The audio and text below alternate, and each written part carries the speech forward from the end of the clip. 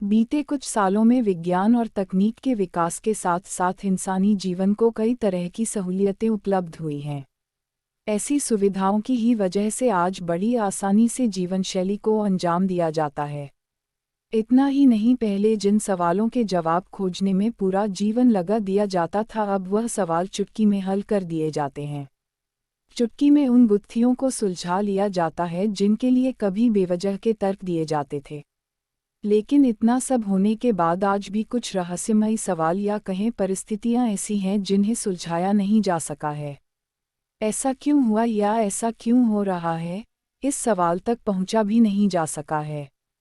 ऐसी ही कुछ प्रख्यात जगहों से हम आपको रूबरू करवाने जा रहे हैं जिनके रहस्यों को विज्ञान भी चुनौती नहीं दे पाया है।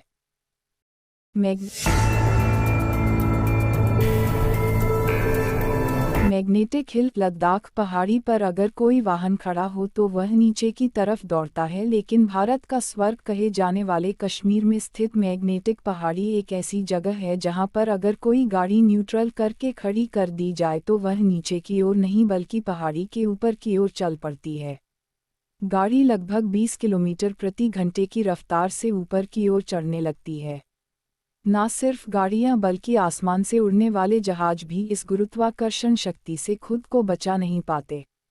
कोई इसे गुरुत्वाकर्षण शक्ति कहते हैं तो कुछ इसे सिर्फ एक भ्रम मानते हैं, लेकिन इस पहाड़ी का रहस्य सुलझाया नहीं जा सका है।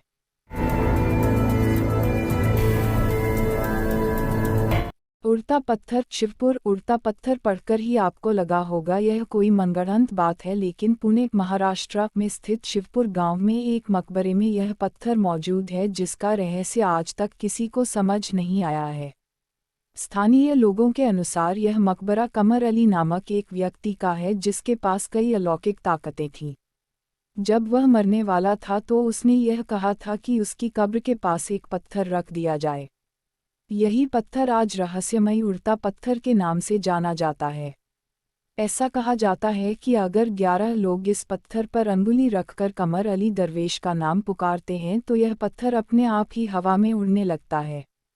इस पत्थर का वजन करीब 200 किलो है और इतना भारी पत्थर हवा में कैसे उड़ जाता है, यह बात किसी को समझ नहीं आई।